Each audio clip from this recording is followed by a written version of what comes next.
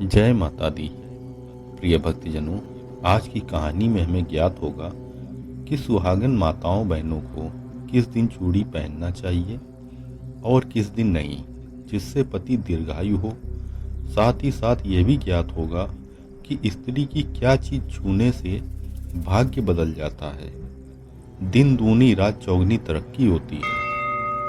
कथा प्रारंभ करने से पहले यदि आप चैनल पर नए हैं तो चैनल को सब्सक्राइब कर लें और बेल आइकन को ऑल पर सिलेक्ट कर लें, जिससे सारे वीडियो आपको प्राप्त हो सकें। आइए कथा प्रारंभ करते हैं। एक बार माता लक्ष्मी भगवान विष्णु से मिलने जाती हैं और कहती हैं, हे प्रभु, जब मैं आपसे मिलने आ रही थी तब मेरी नज़र मृत्युलोक पर पड़ी तो मैंने क्या देखा कि कुछ सुहागन स्त्रियां आपस में चर्चा कर रही हैं कि स्त्री की एक चीज छूने से किस्मत बदल जाती है और स्त्री के इस दिन चूड़ी पहनने से पति की उम्र कम हो जाती है।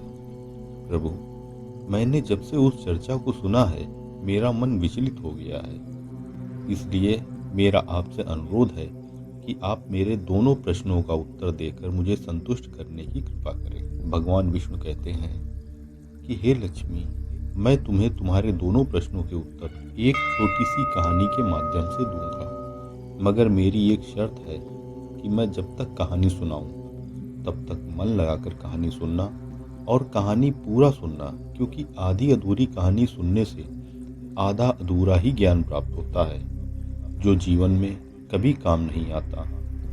फिर भगवान विष्णु की बात सुनकर माता लक्ष्मी कहती हैं, ठीक है प्रभु, मैं वचन देती हूँ कि कहानी पूरे मन से सुनूंगी, आप कहानी प्रारंभ कीजिए।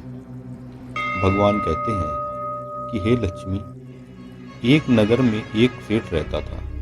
वह बहुत ही संपन्न था, उसके पास सब कुछ था, आलीशान मकान, दुकान, व्यापार बहुत अच्छा चलता था, धन की किसी प्रकार की कोई कमी नहीं थी। सेठ के 3 बेटे थे और तीनों की शादी हो चुकी थी। तीनों बहुएं अपने सास ससुर व अपने पति की खूब सेवा करती थीं, इसलिए घर में सुख शांति का वातावरण था। सेठ का बड़ा लड़का थोड़ा स्वभाव का अच्छा नहीं था, इसलिए सेठ के बड़े लड़के की उसके माँ बाप से नहीं बनती थी। इसीलिए सेठ ने अपने बड़े लड़के को धन नहीं दिया था और अपने दोनों छोटे लड़के व तीनों बहुओं में धन बांट दिया था, जिसकी वजह से बड़े लड़के की आर्थिक स्थिति ज़्यादा अच्छी नहीं थी। भगवान कहते हैं कि हे लक्ष्मी, एक बार सेठ अपने मन में सोचता है कि भगवान ने मुझे सब कुछ दिया है पर एक बेटी नहीं दी।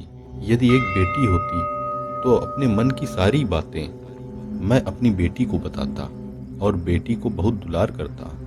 भगवान विष्णु कहते हैं कि हे लक्ष्मी, सेठ अपनी सेठानी के साथ अच्छा जीवन व्यतीत कर रहा था, मगर एक बेटी की कमी सेठ जी को हमेशा खलती रहती थी। सेठ जी हमेशा अपने घर के पास स्थित मंदिर में श्री राधा रानी के दर्शन करने जाया करते थे। एक दिन जब सेठ जी मंदिर में श्री राधा रानी के दर्शन करने गए, उस दिन मंदिर में एक संत पधारे। फिर सेठ को कुछ उदास देखकर संत ने सेठ से पूछा, तुम उदास क्यों हो? सेठ बोले, महाराज, मेरे कोई बेटी नहीं है, इसलिए मैं उदास हूँ। फिर संत मुस्कुराए और बोले, यदि जीवन में किसी का अभाव है तो उसकी जगह भगवान को बिठा लेना चाहिए। तो सेठ जी बोले, महाराज, मेरे तो कोई बेटी नहीं है, तो मुझे क्या करना चाहिए? फिर संत बोले, अरे सेठ, तुम एक काम करो, तुम बरसाने की बेटी श्री राधा रानी को ही अपनी बेटी क्यों नहीं मान लेते? भगवान कहते हैं कि हे लक्ष्मी, इस प्रकार संत की बात सेठ जी को बहुत पसंद आई। उसी दिन सेठ जी ने राधा रानी का एक बड़ा सा चित्र मंगवाया और उसे अपने कमरे में लगा दिया। अब सेठ जी का जीवन पूरा बदल गया। वे उठते बैठते सोते जागते श्री राधा रानी को ही अपनी बेटी मानकर उनसे बातें करने लगते थे। और इतना ही नहीं, सेठ जी को अपनी बेटी राधा रानी से हर बात बताने में बहुत आनंद भी आता था।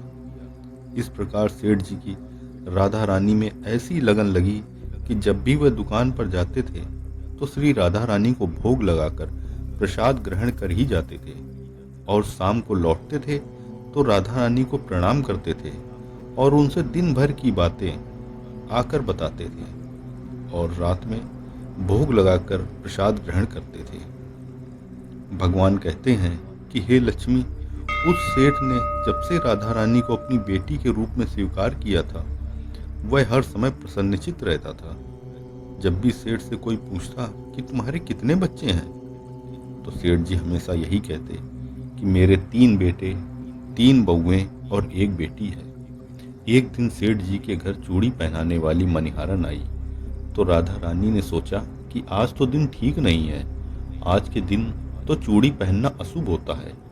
इसलिए श्री राधा रानी ने अपनी माया से उस मनिहारन की चूड़ियों का रंग खराब कर दिया, जिससे सेठ की बहुओं ने चूड़ी नहीं पहनी और मनिहारन को वापस कर दिया। उधर जब 2 दिन के बाद में वही मनिहारन चूड़ियों को देखती है, तो वह चूड़ियाँ सुंदर हो जाती हैं। फिर मनिहारन उन्हीं चूड़ियों को लेकर सेठ जी के घर पुनः आती है, तो सेठ जी की तीनों बहुएं चूड़ियाँ पहनती हैं और बाद में राधा रानी भी चूड़ियाँ पहनने के लिए प्रकट होती हैं। और जब राधा रानी प्रकट हो गई, तो मनिहारन ने राधा रानी का स्वरूप देखा और देखती रह गई। फिर राधा रानी मनिहारन से कहने लगी कि मुझे चूड़ी नहीं पहनाओगी। मनिहारन ने मन में विचार किया कि यह हो सकता है सेठ जी के घर कोई आई मेहमान हो, क्योंकि हमेशा तो मैं जब भी आती थी तो सेठ जी के यहाँ सिर्फ उनकी 3 बहुएं ही चूड़ियाँ पहनती थी, मगर आज ये चौथी बेटी मुझे नजर आई है, लगता है कोई मेहमान होगी। भगवान कहते हैं कि हे लक्ष्मी, और फिर ऐसा सोचकर उस मनिहारन ने राधा रानी को चूड़ियाँ पहना दी। अब राधा रानी चूड़ी पहन करके एक ओट में जाकर अंतर ध्यान हो गई। सभी को चूड़ियाँ पहना करके हमेशा की तरह चूड़ियों का पैसा लेने सेठ जी की दुकान पर चली गई। मनिहारन को देखते ही सेठ जी ने कहा, लगता है घर पर चूड़ियाँ पहनाने गई थी, तुम हमारी तीनों बहुओं को चूड़ियाँ पहना कर आई हो, ये लो अपने पैसे। मैं तुम्हें देख कर ही समझ गया था कि तुम दुकान पर पैसे लेने ही आई हो। और फिर सेठ जी ने मनिहारन को हर बार की तरह जितने पैसे देते थे उतने ही पैसे निकाल कर दे दिए। मनिहारन कहने लगी, सेठ जी, इस बार मैंने 3 लोगों को नहीं 4 लोगों को चूड़ियाँ पहनाई हैं, इसलिए इस बार ज्यादा पैसे लूंगी। मनिहारन की बात सुनकर सेठ जी कहने लगे, मेरे घर में तो 3 बहुएं हैं, इसके अलावा और कोई नहीं है, तो फिर तुमने चूड़ी किसको पहनाई?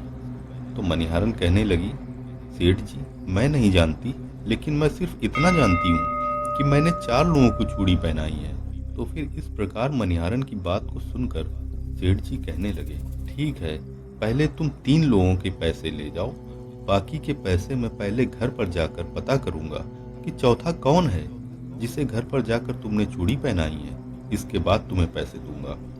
मनिहारन बोली, ठीक है सेठ जी, पहले आप घर पर जाकर पता कीजिए, उसके बाद मुझे पैसे दे देना। और ऐसा कहकर वो सेठ जी की दुकान से चली गई। शाम को सेठ जी जब घर पहुंचे तो उन्होंने घर में मनिहारन के बारे में पूछा, तो उनकी बहुओं ने कहा कि हाँ, मनिहारन आई थी और हम तीनों लोगों ने ही चूड़ी पहनी थी। सेठ जी कहने लगे, यही बात तो मैं उससे कह रहा था, परंतु मनिहारन बहुत देर से बस एक ही बात की रट लगाए कि नहीं, मैंने 4 लोगों को चूड़ी पहनाई है। मेरी बात वो मानने को तैयार ही नहीं हो रही थी, मैं उसको बार बार समझाता रहा। भगवान कहते हैं कि हे लक्ष्मी, इस प्रकार से सेठ सारी बात भूल गया और अपने नित्य काम में लग गया। सेठ राधा राधा बोलते बोलते श्री राधा रानी को प्रसाद का भोग लगाकर और भोजन करके सो गया।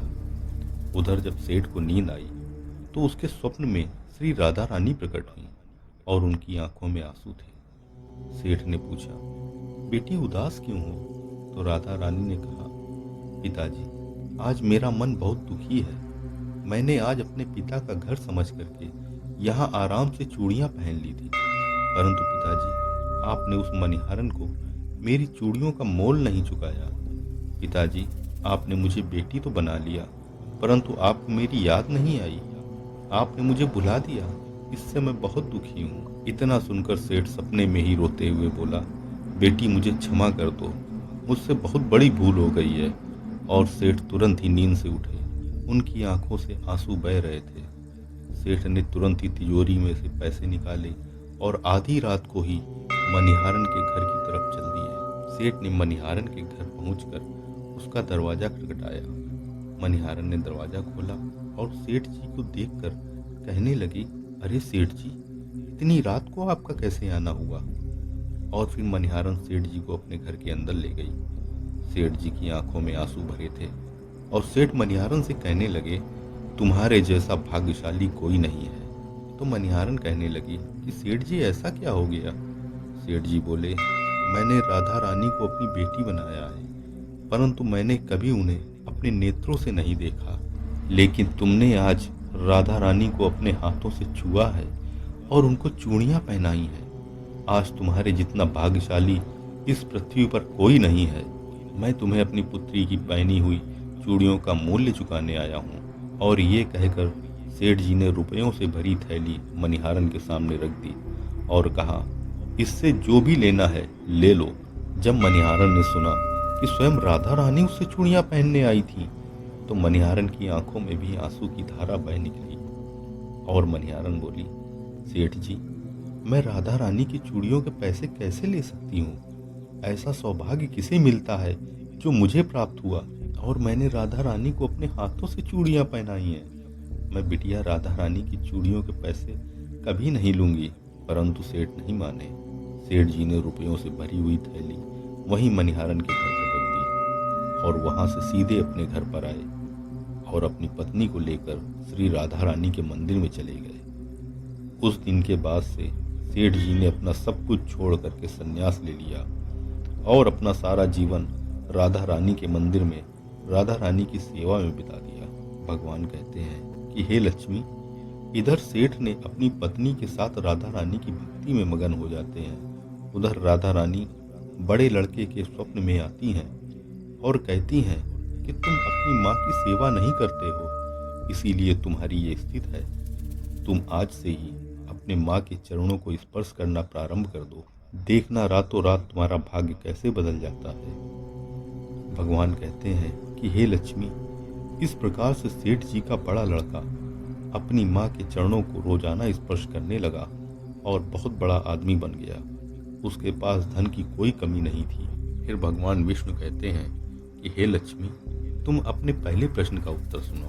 तुम्हारा पहला प्रश्न था, स्त्री की कौन सी चीज उसे बिना बताए छूने से रातों रात भाग्य बदल जाता है? तो ठीक से समझ लो, जो मनुष्य सेठ के बड़े लड़के की तरह प्रतिदिन अपनी माँ के चरणों की सेवा करता है, माँ के चरणों का अमृत पान करता है, उसका सोया हुआ भाग्य जाग जाता है।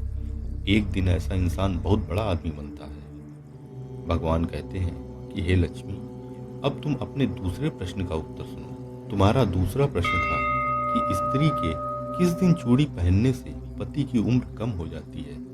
तो समझ लो, जिस दिन मनिहारन सेठ की तीनों बहुओं को चूड़ी पहनाने आई थी, राधा जी ने देखा कि उस दिन मंगलवार है, इसलिए राधा रानी ने अपनी माया से उन चूड़ियों को काला कर दिया, जिससे सेठ जी की बहुओं को चूड़ियों का रंग पसंद नहीं आया। और फिर मनिहारन अगले 2 दिन बाद अर्थात शुक्रवार को आती है तो चूड़ियों का रंग सुंदर हो जाता है और सेठ की तीनों बहुएं और राधा रानी चारों लोग चूड़ी पहनते हैं। इस तरह हमेशा के लिए सचेत रहने के लिए राधा रानी ने सेठ के बड़े बेटे की तरह सेठ जी की तीनों बहुओं के सपने में आती हैं और चूड़ी का महत्व बताते हुए कहती हैं कि हर सुहागन स्त्री को चूड़ी पहनने से पहले कुछ बातों का विशेष ध्यान रखना चाहिए। नंबर 1, सुहागन स्त्री को 21 चूड़ी पहननी चाहिए। नंबर 2, नई चूड़ी हमेशा सुबह या शाम को ही पहननी चाहिए। नंबर 3, नई चूड़ी हमेशा रविवार या शुक्रवार को ही पहननी चाहिए। इस दिन पहनने से पति की उम्र बढ़ती है। नंबर 4, चूड़ी ना तो मंगलवार व शनिवार को खरीदनी चाहिए और ना ही पहननी चाहिए, इससे पति की उम्र कम हो जाती है। चूड़ी 16 श्रृंगार का अहम हिस्सा होता है, इसलिए जब चूड़ी पहने तो ये सारी बातें सोच विचार कर समझ कर ही पहने। ये भक्तजनों, यदि यह कहानी और इसमें दी गई जानकारी आपको अच्छी लगी है तो वीडियो को लाइक करें और ज़्यादा से ज़्यादा लोगों तक शेयर करें। अगर अब तक चैनल को सब्सक्राइब नहीं किया है तो चैनल को सब्सक्राइब करें। कमेंट में राधे राधे अवश्य लिखें। जय माता दी।